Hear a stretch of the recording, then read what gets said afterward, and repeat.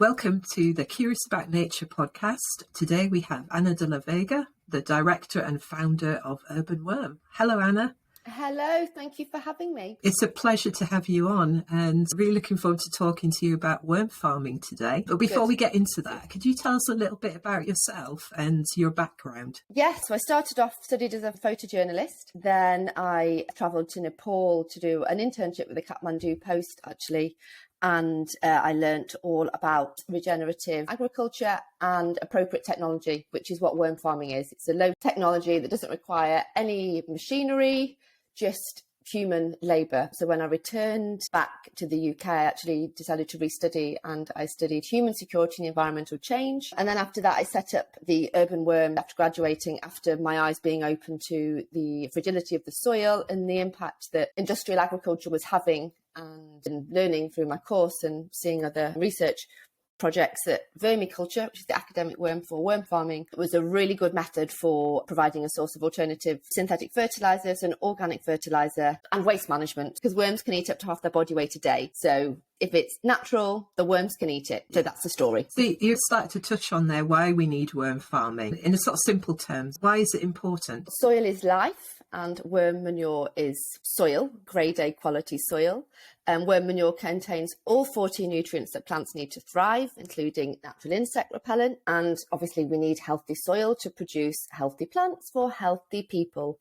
So the state of our soil and fields are in a dire situation. We've lost 83% of nutrients in our soil since 1850, which is the beginning of, well, in the UK, our first synthetic fertiliser company. So this is a way that we can worm compost at home, produce our own fertiliser, but also there's this big potential on an industrial scale to manage organic waste with worms. Anything from horse poo to dog poo to your tomatoes to carrot tops.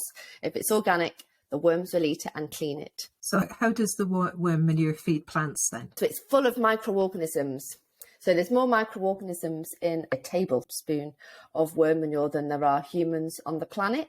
And it's actually microorganism poo that releases the nutrients. So there's a huge soil food web going on down there. The soil is alive. So it's lots of little organisms working together that release these nutrients, and the worm is the vessel for that. Yeah, it's such an amazing creature, isn't it, when you think about it and what it does. Absolutely. And they just clean, whatever passes through their body becomes clean. So they clean dog waste. So you can use that on your houseplants or your non-edibles. I don't advise to use it on edibles, but whatever passes through their body is clean because they have nematodes in their gut. So they are very useful for us. And you can worm compost in a very tiny space. So you don't need a garden. You can have worms in a little 10-litre bucket under your kitchen sink. So it's for everyone. It's very inclusive. So if my family wanted to get started with worm farming, have you got any tips that you could suggest? Yes, easy. You need a plastic bucket is the best way to start. Ideally, if you've got 2 plastic buckets, I've actually got guides on our website under the guides heading so people can DIY at home. So worms require oxygen. So we need some air holes. If you're doing it in a plastic bucket, we need a good flow of oxygen and drainage because food waste can be quite moist. So as long as we've got some drainage and some ventilation and a dark place, because worms don't like the light, they're very light sensitive, and they don't like vibrations as well. So if you can be really quiet, they'll be a lot happier. Worms can eat up to half their body weight a day.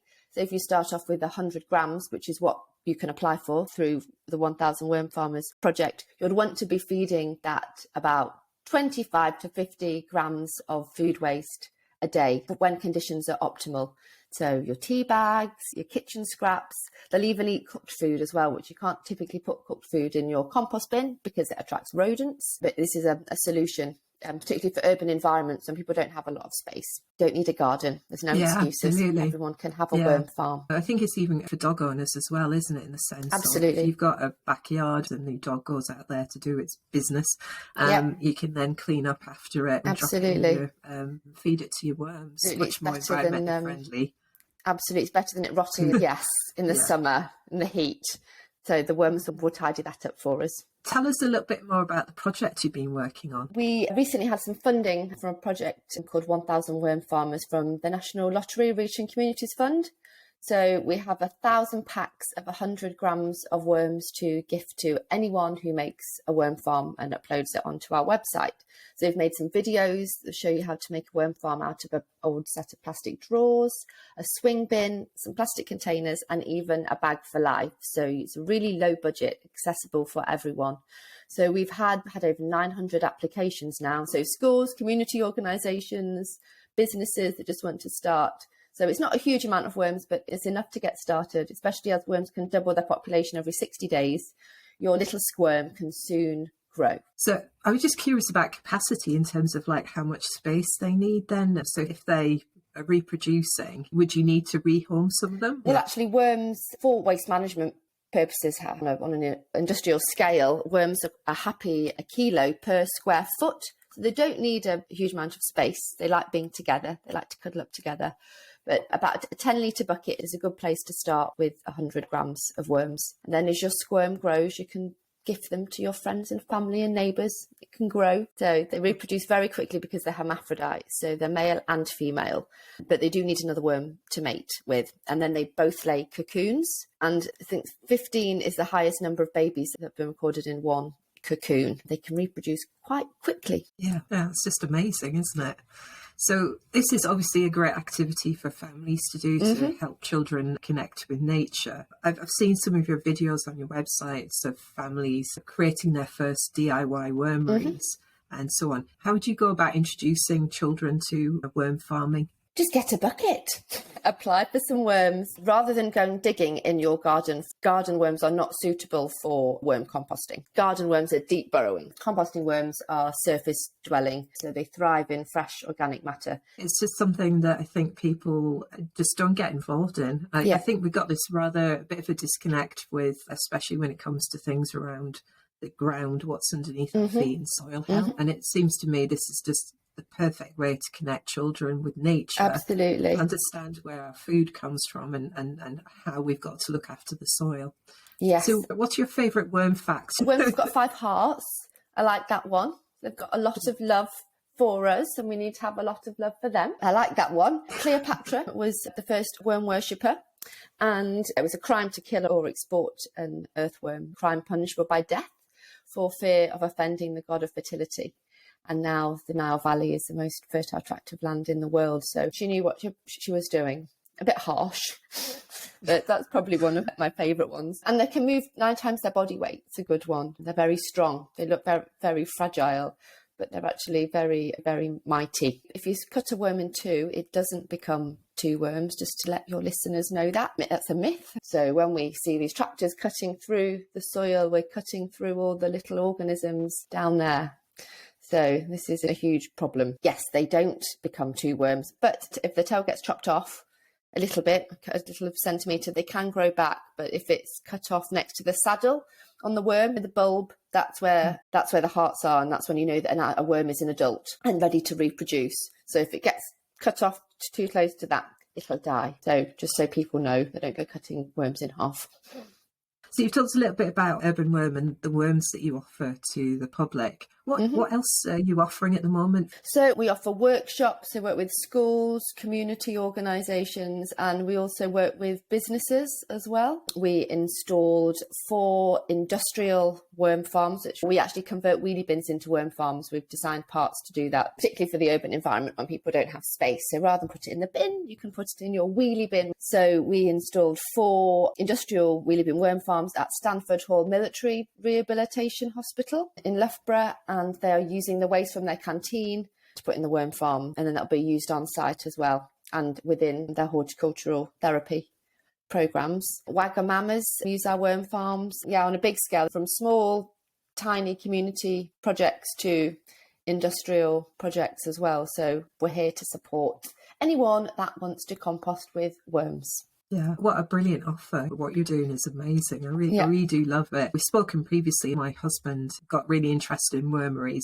and then just didn't do the next stage, which was to get the worms. At the moment, we get industrial wormery rather than a homemade one. So my daughter's asked, can we make one this Easter? Just to get her used to understanding about food waste and feeding the worms and looking after relationship with food. It's really great. She's only 6 and she looked at the videos, understood what you were talking about. Perfect. I'm looking look out for your application. They're very low maintenance, so if you go away for a few weeks, you don't have to worry about your pets. Just feed them with extra food. They love melon, so if you want to treat your worms, they absolutely love melon.